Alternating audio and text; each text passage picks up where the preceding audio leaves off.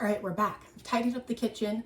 This burner is still hot, so I'm going to make sure I don't put anything on there. But we are gonna get started on our actual cookie batter now. So as I said, we're gonna make pistachio. I do have whole pistachios. So I got these a while ago from Costco. I did buy the ones with the shell on. I shelled them myself.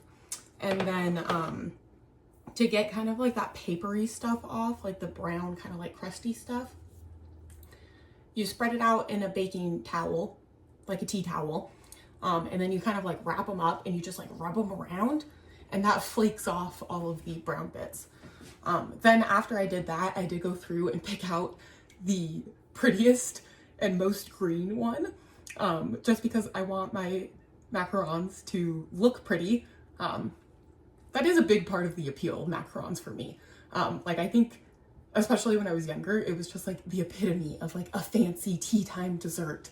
And I felt so cool whenever I was eating a macaron because it made me feel fancy. So I did take the time to go through and pick out the prettiest pistachios. So we're gonna have to grind them up in our food processor. We have 50 grams of shelled unsalted pistachios. That's going into our food processor. I did already weigh these when I like shelled them and everything. Then we're gonna need 200 grams of icing sugar. So powdered sugar. And I am just gonna put this right into the food processor bowl.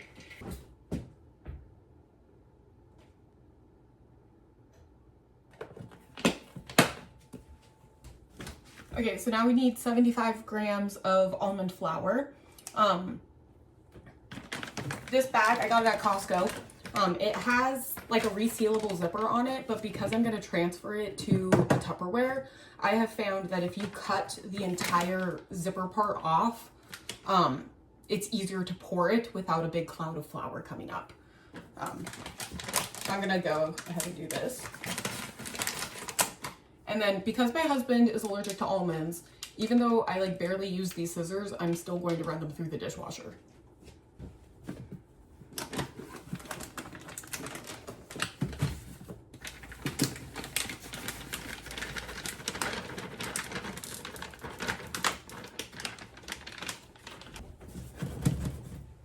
All right, now one other note, I am gonna use like the same spoon that I used for the powdered sugar, but something to be aware of, especially if you're cooking for people with allergies. Like if I had done the almonds first, I could not use this spoon and put it into the powdered sugar because then I would be risking sending my husband into anaphylactic shock, which I don't want to do. Going from powdered sugar to almond is okay in our household, but it wouldn't be okay the other way around. And I just like to mention that because I think it's something that people forget. It's really easy to do, right? Like if this recipe had flour, like normal gluten flour, it'd be super easy for me to just grab the same spoon and then accidentally move on to my next ingredient and contaminate my entire container of whatever ingredient it was. Okay, so 75 grams.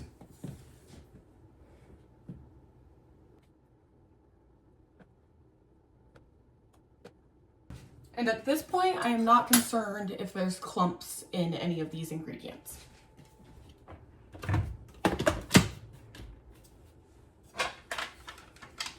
I just almost turned on the food processor without the lid on it, which I don't know if it would have let me do that or not, but I would really like to not find out.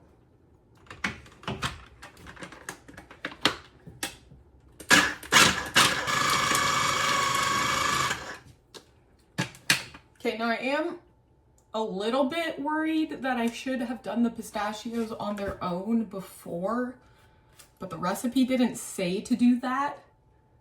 So I'm gonna trust the recipe.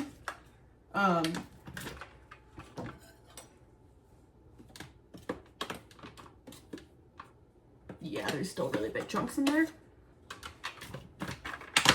By the way, I love this food processor. My mom actually bought it for herself like years ago. And then when I went to college, I was like, hey mom, do you ever use that food processor? Can I have it? I love it. I would never be able to go back to a food processor that was smaller than this. But I've never really felt like I needed the bigger one either. But I like this one because you can start running it and it can actually run for like 10 minutes straight and you don't have to like stop and let it cool down. The little mini food processor I had before this one, it would overheat really quickly and it wasn't powerful enough for what I was using it for. I also really like this because it has a spout.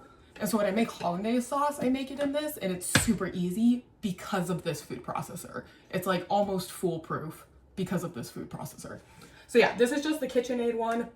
And it's like the medium one, I'm pretty sure. I know that there's a bigger one and I know that they have smaller ones, but I like this size. She's my trusty steed.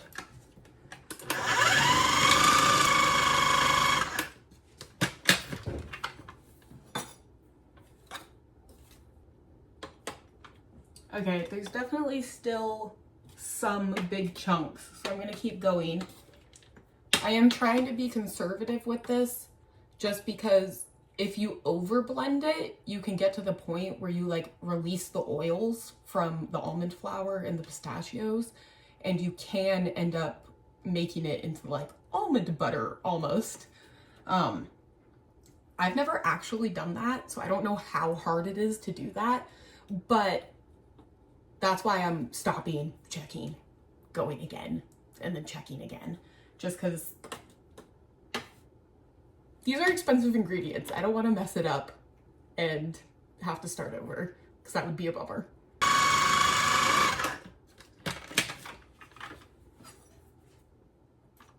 Okay, we're gonna go one more time.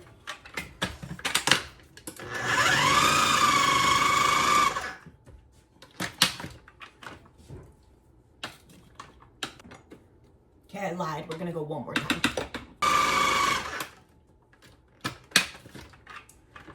Okay, I think we're gonna call that there. I will say, I do think it was completely unnecessary for me to pick out the pretty pistachios, because this is just white. I don't think it would have mattered if they were brown or green pistachios. Okay, so we have our confectioner's sugar, almonds, and pistachios in the food processor. We did that, blah, blah, blah. Egg whites are already in the bowl. We're gonna add a pinch of salt, and then we're gonna whip until stiff peak. Okay. Pinch of salt, and this already has our 3 egg whites in there.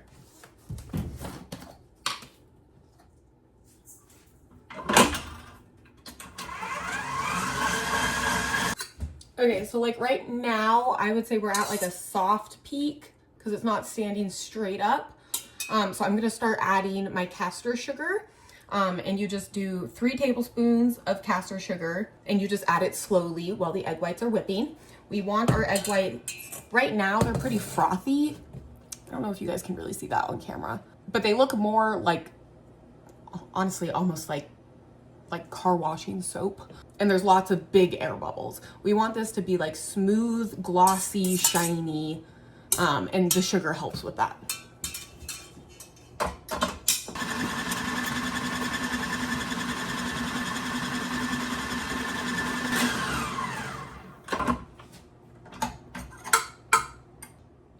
We are now at stiff peaks. And another way to test is to flip your bowl upside down and it's not going anywhere, so we're good. I think that was honestly like, I loved in Great British Baking Show when they would hold the bowl over Berry's head. I always thought that was like the funniest thing ever. I'm just whacking the whisk on the side of the bowl to get the last little bit out. Probably not the most effective way of doing this. So now, this isn't hot anymore. Okay, yeah, it's not hot. I'm going to add green food coloring and then we're gonna combine our wet and dry ingredients. I like to use gel food coloring. People say it's better. Honestly, I've never really had a problem with normal food coloring, but I do think this is easier because it's more, like you don't have to use as much to get a concentrated color. Hopefully this doesn't stain my pretty spatula, but I guess we'll find out. All right, so I just mixed that in like 70% of the way. I don't want to knock all the air out of my egg whites. but it is easier to mix the dye into the egg whites before you add all the other stuff. And then especially because we put the whole pistachios in there, we definitely want to sift this as we're adding it to our mixture, because I know not all of those pistachios got ground up.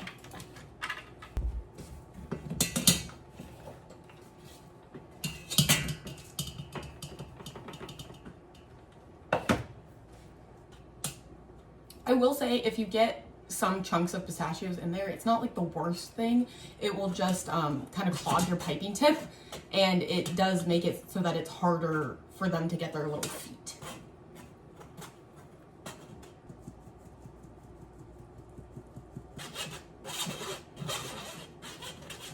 Okay, so I have, sorry, Mac was barking. I have like a decent amount of, these are like the pistachios.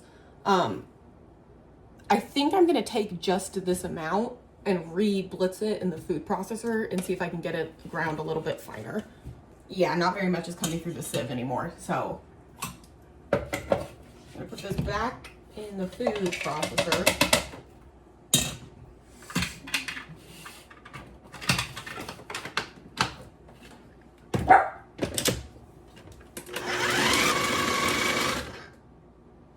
I think it's working. Okay, yeah, this is definitely working. So I'm gonna let this go for a little bit longer and then we'll see what happens. Okay, cool. That worked great, I think. Okay, and now we can see, and this is green because this is mostly the pistachios. So I guess maybe it is good that I separated out the pretty ones.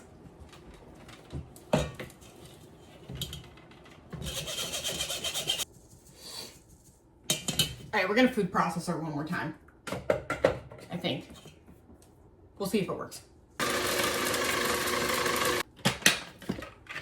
Okay, I do think this is about as good as we're gonna get, just because if you don't have enough like volume inside the food processor, then there's not enough food to like make it knock it around and actually hit the blades. But I think I'm pretty happy with this. I think we got, I mean, we at least got as much as we could.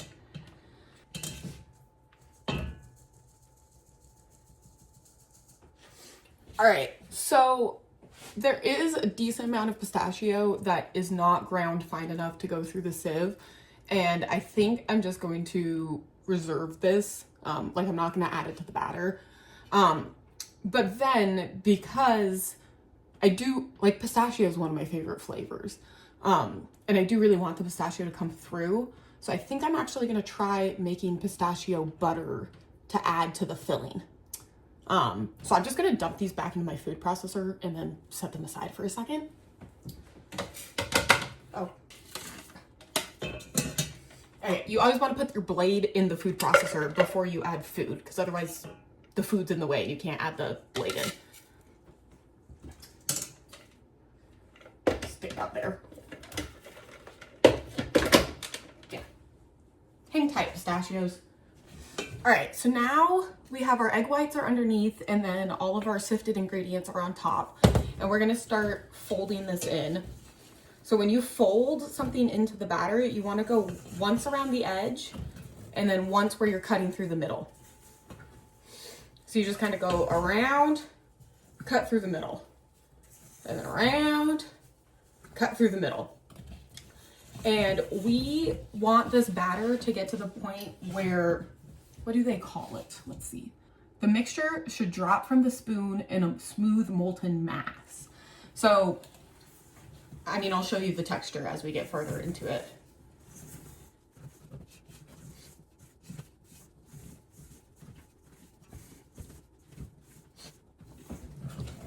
All right, so now we're like fully incorporated, but we're not at a smooth molten mass yet. So we want this to like drizzle off the spoon in kind of like a V shape, which it is doing a little bit, but this isn't smooth enough. So we just repeat that same motion where you go around the edge and then cut through the middle.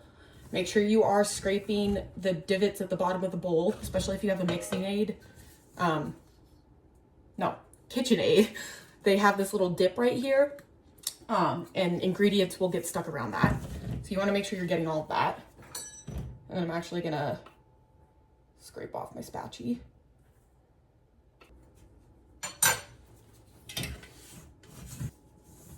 Okay, we're getting closer now.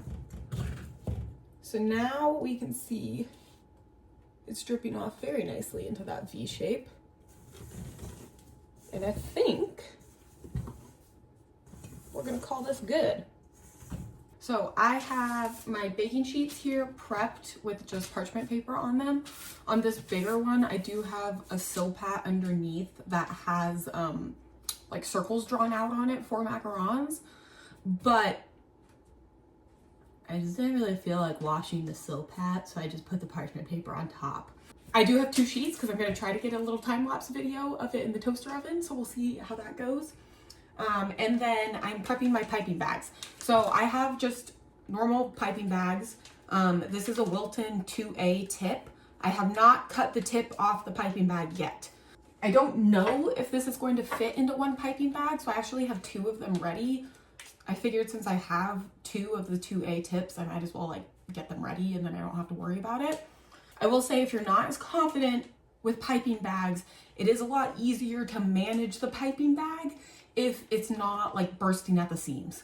And you can buy like really big piping bags, but if you're getting used to it, you know, I wouldn't recommend having this huge unwieldy thing. Just start with something small that like fits in your hand comfortably. And then I just flip them around. Again, I did not cut the tip off yet. We'll do that in a minute. And then I'm just putting it in a big glass to hold it upright.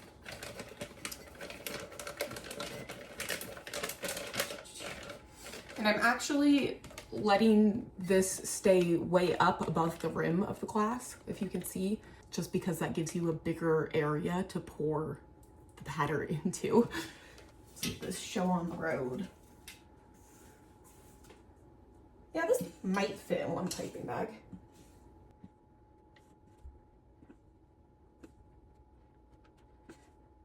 I think we're gonna fit in one piping bag. We'll see.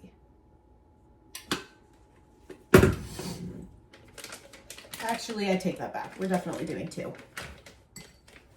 I've also found that opening up the piping bag again and refilling the piping bag is kind of a messy process. So if you have enough piping bags to like, and you're not worried about like using the plastic and stuff, which I use piping bags so rarely, I'm not worried about that.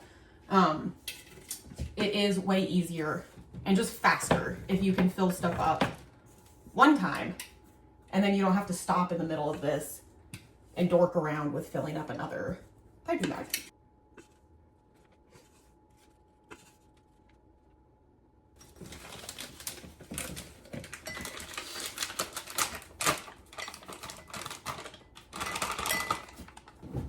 I keep seeing this thing where people will like cut the bag this way and then, oh boy, they'll like knot it.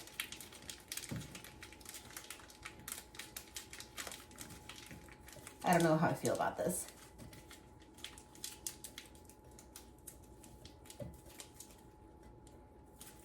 Yeah, I don't know how I feel about that. I might not do that again.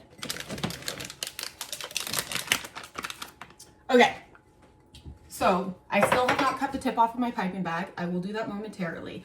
Because this is like a pretty loose like batter, you want to move quickly at this point.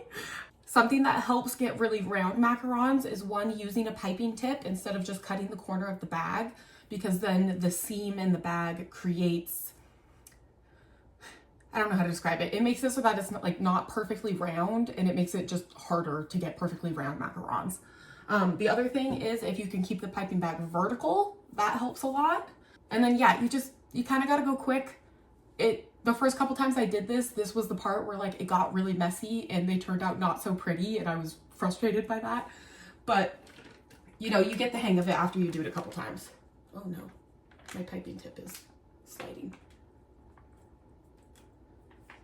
All right, let's get this show on the road.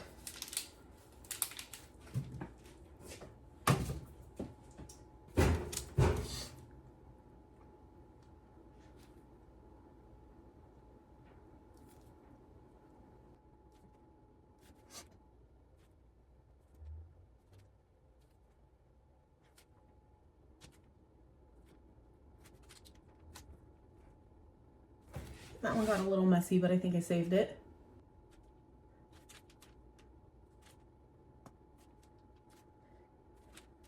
Hope these didn't get too close together. Ah!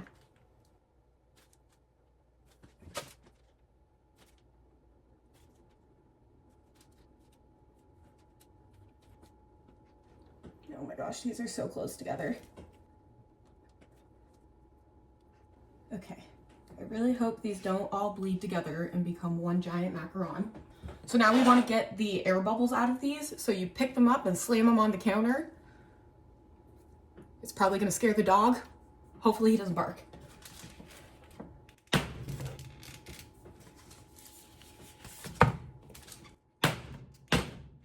Okay, cool.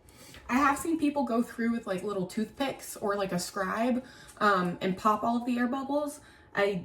I just don't care about it that much. I find that that is sufficient. This is where it's really important that you let these sit on the counter and develop a skin before you bake them. So what happens is the skin forms, and then when they go into the oven and they expand as they bake, they rise up, and then the shell, like the skin that formed, is there, and you see all of these little air bubbles around the base of it. And that's what they call the feet of the macaron. This is also where if you don't let that skin form, they will just like melt together in the oven and become one big giant cookie, which is what happened that fateful day way back when. And I had a meltdown about my macarons. So this recipe says to leave them for at least 15 minutes up to 1 hour. And they should not be sticky, tacky, or wet when you touch them with the fingertip. So you should be able to like poke them and not leave like a fingerprint in there. So I'm gonna go ahead and set a timer for, probably just set it for an hour and then see how long it takes. And I'll check it every 15 minutes or so. And then once they have their skin formed, then we'll go ahead and turn the oven on and get it preheated and all that jazz. So we are back to 43% humidity. So what I have done, if it is raining or super humid, I'll put my oven on to the lowest setting it goes, which I believe is 170 on this oven. I'll put these in the oven, but crack the door. So like just not shut the door all the way, or you can like put a wooden spoon in between the door and door frame, I guess. And that also works. The downside of that, especially if you're making a big batch, is that you have to like heat your oven up and cool your oven off. So if you only have one tray of cookies, it's not that big of a deal. You start it off at 170, put it in there for 15, 20 minutes, leave the door cracked. Then you can pull them out, turn your oven up to, I think it's 325. Yeah, 325. And then put them in again. Then if you had to do a second batch, you would have to turn your oven off, leave the door open, let it cool down, bring it back to 170, put them in again, let them develop the skin, take them out, put your oven back up to 325, then cook them, and then repeat that process for however many trays you have. Which that also reminds me, I really like these Wilton baking sheets. They're like extra large baking sheets. They're really, really great for making cookies because you don't have to do as many batches in and out of the oven.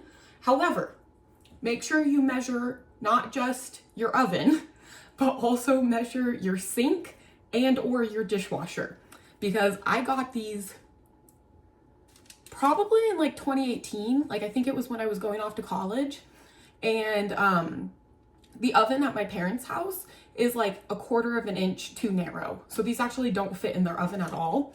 And then I was all excited because they fit in my oven in my apartment at college. But then I realized it didn't fit in the sink when I went to like hand wash them. So I actually ended up having to like hand wash them in the bathtub at one point, which was not fun. So that's just kind of my PSA. The big cookie sheets are fantastic, but if you have a sink that has like a divider in the middle, just know you might end up washing them in your bathtub, which then of course you have to like clean the bathtub before, and it's a whole thing. So yeah, I'm gonna stop yapping and let these go. Hopefully they don't spread out anymore, but we'll find out together. Oh, actually, while this is sitting, we can work on our pistachio butter. I really like this visual timer from Amazon. So I set this for 30 minutes. We'll see how long it takes for the skin to form. And yeah, I'm gonna go ahead and move these off to the side and then bring the food processor back over. Also, our filling, like our crumb pat, is pretty much room temperature. So at this point, I'm gonna go ahead and put it in the fridge so that way it can actually set up the rest of the way. All right, so I have these in my freezer. I wasn't sure when I was gonna use them, so I stuck them in the freezer. I'm debating if I want to do all of this and turn it into pistachio butter, which I think I'm going to. Why not? Go big or go home. Although I do love going home. People always say that, like going home is a bad thing, but home is my favorite place, like by far. I'm pretty sure the last time I tried to do this, I had the smaller food processor and it didn't go very well. It probably took me like 4 hours because I had to keep I'd go for like 30 seconds and then I'd have to like turn it off and wait 3 minutes so that it could cool down. And then I'd go for 30 seconds, wait 3 minutes. And it just wasn't a powerful enough food processor. So I don't think I've ever actually successfully made pistachio or like any sort of nut butter. But today is gonna be the day. So again, these are just the leftover pistachios that didn't get sifted out. I'm not concerned if there's a little bit of powdered sugar and a little bit of almond flour in there, because this is just going to be a nut butter. We'll taste it and then we'll see if we want to add sweetener. So I think I'm just going to dump these in, a pinch of salt, and then let her go and see what happens.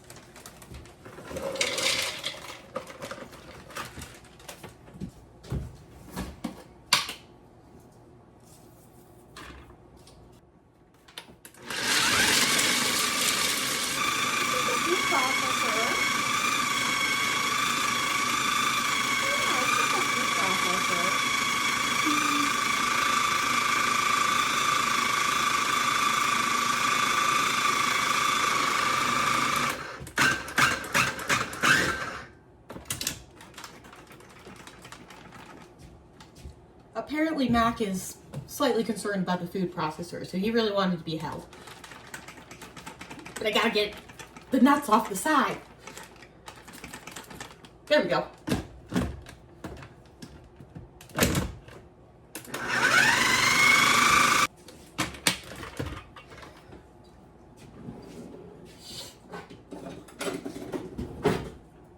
Starting to look vaguely nut butterish. Definitely starting to become a paste rather than crumbly, at least down at the bottom. So I suppose this probably would have been the time to pick out the prettiest pistachios, but that would have just taken so long. Okay, yeah, so this is like almost the texture of like a short crust pastry right now. So I mean, obviously we're nowhere near nut butter stage, but I am very impressed at how quickly we got to this stage. Good job, little food processor.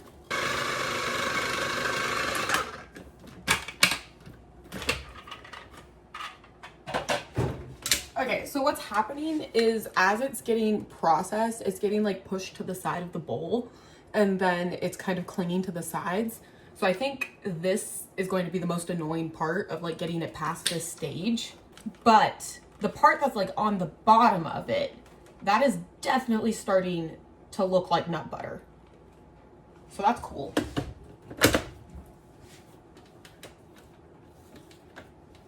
But yeah, I think it's just going to be kind of tedious to scrape the sides, which I think if I put more volume of nuts in there, then as it would get pushed to the sides, it would start to fall in because the edge is curved at the top.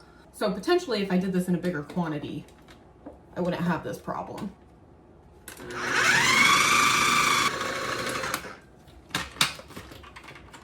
One other thing I really like about this food processor is that you can actually take like this whole top off. It's just really nice if you're like measuring ingredients into it to not have to worry about that thing. And it's nice when it goes into the dishwasher because you can disassemble it into a lot of different pieces and make it fit better. KitchenAid should be sponsoring me for all this clout I'm giving them.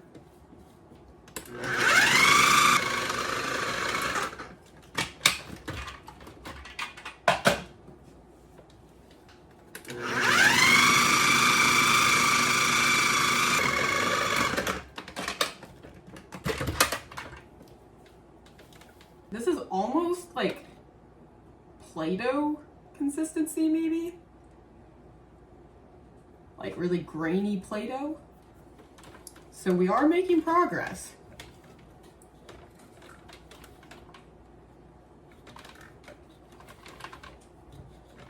And what I'm doing here is I'm just twisting the blade so that way I can scrape the very bottom edge of the food processor and not have the blade be in the way. So I'm just, you know, twisting it with my hands so that way I can get around it.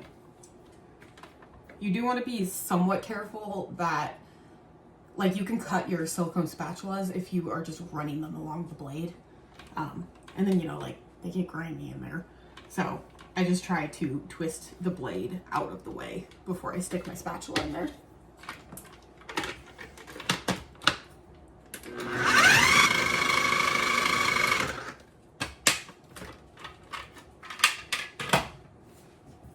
Okay, so it has been 20 minutes. I did just touch the macarons. I do think they are probably ready to go into the oven, but I want to finish filming this before I stick them in the oven. We're getting really close. Really close. I think this might be the last or like the second to last time I have to scrape the bowl.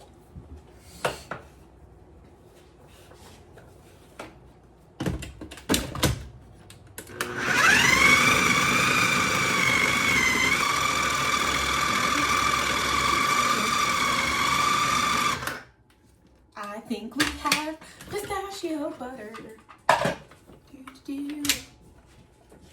Okay, so it's not quite like liquidy yet. So I am gonna scrape the sides one more time and then let it go for another minute or so.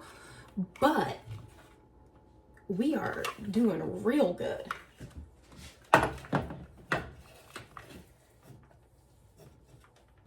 Okay, yeah, this is still kind of like Play-Doh consistency. So it definitely needs another minute. But we are so close. I wonder if I should add vanilla to this. Don't think so. We'll start basic and go from there.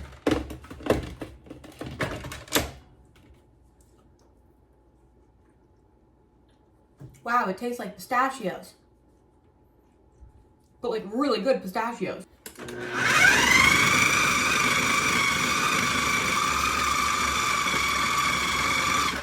There's literally like one chunk that got stuck to the side.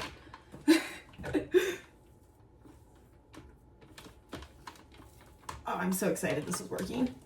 I think this really is the first time that I've successfully made a nut butter. I think every other time I've had to like give up because the food processor just couldn't handle it. This is so exciting because I've tried many times. Like not recently, because obviously not since I've had this food processor, but like I remember trying to make peanut butter and it just not working. Wow, we did it. Okay, so we are very much at like a spreadable consistency now. I think. So I'm probably going to use this to make pistachio lattes with the rest of it. So I think like if this was peanut butter and I was gonna make it into a sandwich, I would stop here, I think. Or like, you know, like make cookies with it or something. I think I would stop here because it is still like, I mean, stiff peaks isn't the right term, but like it's holding its shape and not just melting back into itself. However, because I think I will likely be putting this into a drink, I think I'm gonna go a little bit longer, so maybe like another like 2 to 3 minutes and see if I can get it like a thinner consistency, which I mean, I definitely can, it's just time. And the macarons at this point, like they're okay to hang out for a minute. Don't leave them like forever.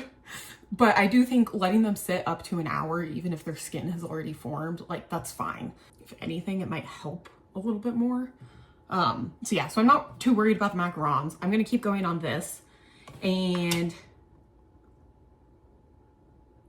maybe I should pull some. No, we're just gonna keep going. We're gonna let it get thinner.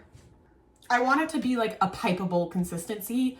So my plan is to take the vanilla cream and put like a circle around the edge of the macaron and then put a little dollop of this in the middle. So this is not going to be, this doesn't need to be like a structural, like if I were to just put this in the middle, it probably would just seep out. But we're gonna use the other, it's not a buttercream. I wanna say you would call it like a creme diplomat. I think that's what it is when you take creme pat and then you add fresh whipped cream to it, but I might be wrong about that. So we'll just keep calling it our filling, I guess.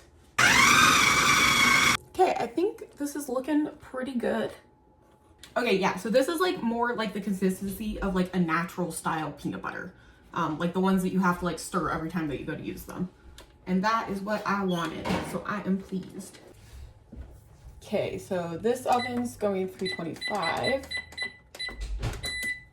And then always check the position of your oven racks before you preheat your oven, so that way they're not hot.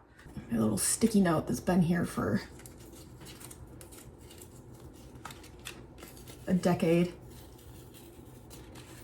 is covering up the section I need now. Okay, so it doesn't say anything about having like a convection oven, which my normal oven is not a convection oven. No, not convection. Having a fan in the oven, that's what it is.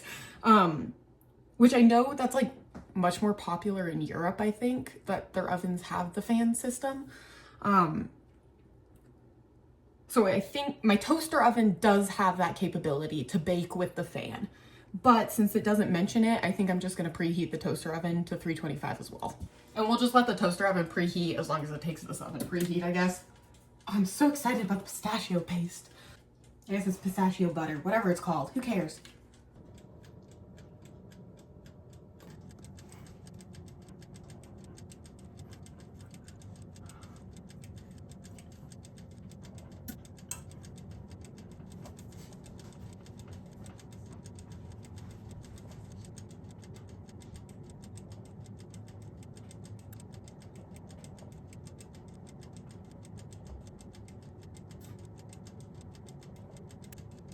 Hello everyone, we are back. So the macarons are out of the oven.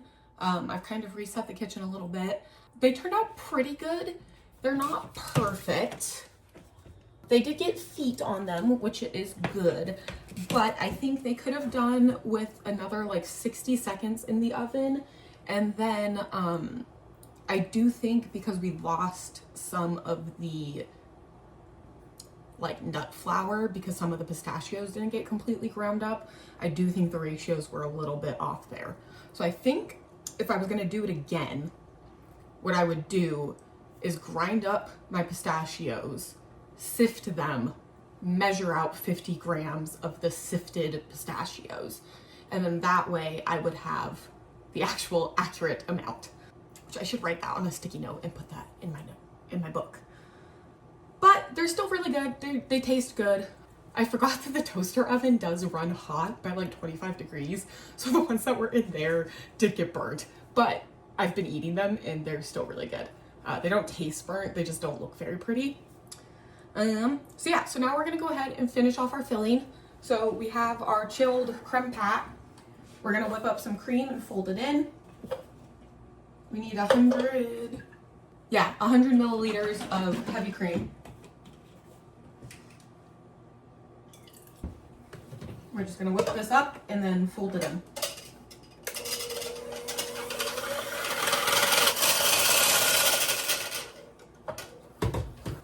Now that this is more chilled, so you can actually see like the plastic wrap is 100% touching this. And now that it is chilled, like I can hold the bowl sideways and it is starting to go a little bit, but it's not like sliding out.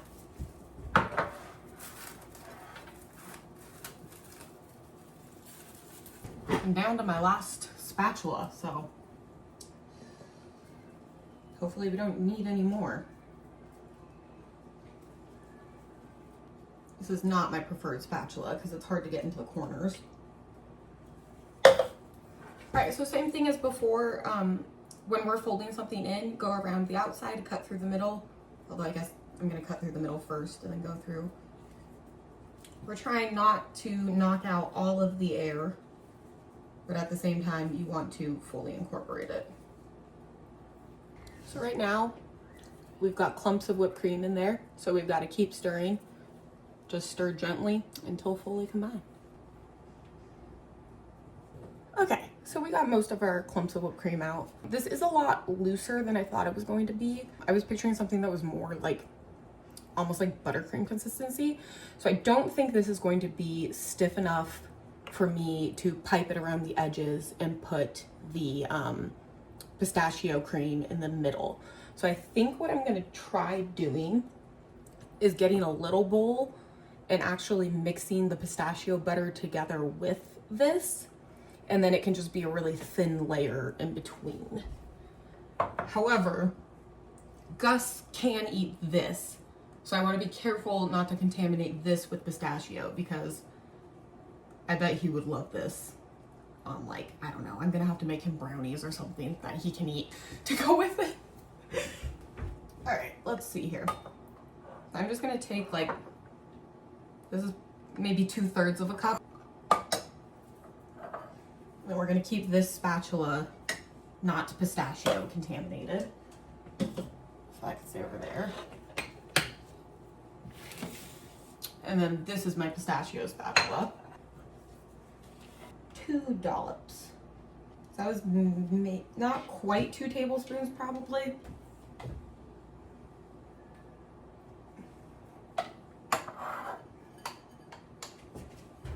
Okay, and then I'm just gonna go ahead and mix this together. Okay, I think that looks pretty good. So this is like, I mean, it's still not like stiff like buttercream, but I think that this is gonna work as like a thin layer.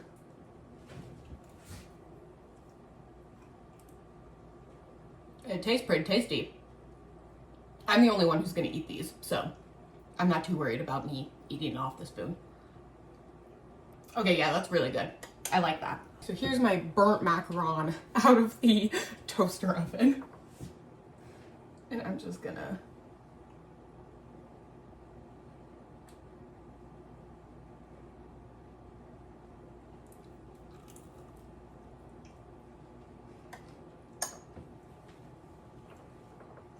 yeah, that's everything I hoped and dreamed. It's gonna be a problem that I'm the only person who can eat these. I'm gonna have to freeze them. All right, so now I'm gonna go ahead and do my best. Well, okay, before I start talking about this, so ideally you'd be able to like pick up this parchment paper, and once the macarons are cool, they would just kind of like pop off on their own. So the fact that they're not quite doing that, that's how I know that I probably could have done like another 60 seconds in the oven, which kind of cracks me up because I literally had on my sticky note that they should bake for 12 minutes and I only put them in the oven for 11 minutes, and I'm wishing I had done 12 minutes. But I'm just gonna try to find a buddy that they are roughly the same size as, and then those will be the two that go together.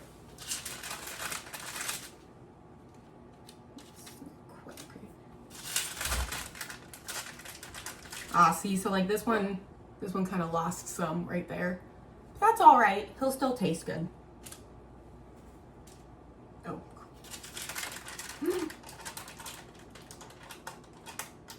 Oh no.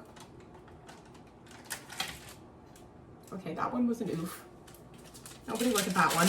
So you can see some of this is getting left behind on the parchment paper. That's what I'm talking about when I'm saying it's underbaked.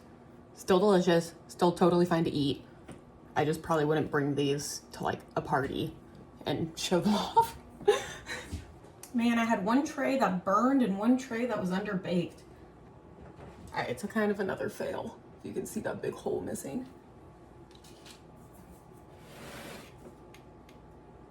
That's okay. This is like one of the things that's kind of hard about macarons, because you can't take them off of the paper until they've cooled. So it's not like I could just toss these back in the oven for another minute or two, because like they wouldn't cook evenly at that point. Like, I mean, maybe I could. Maybe I should try. I'm not going to today. I think they're good enough. But this is like one of the reasons that they're like a technically difficult item to bake, because when I put that sticky note in, that was 12 minutes. That was on my parents' oven back home, because that was way back in like 2013 when I was making them in my parents' house, because, you know, I lived with my parents when I was 13, which is why I was trying to be conservative in this oven, because this is a new oven that I haven't made them in before. And, you know, like the thing with the pistachio is not quite working out the way that I wanted to. Like if I made them again next weekend, I bet I could nail them. But then I would have way too many macarons in my freezer. So we're just gonna roll with this. And again, I'm the only one eating them. They taste good. They'll make me happy regardless. It's fine. Okay, there's a good one. Or a good little sandwich pairing.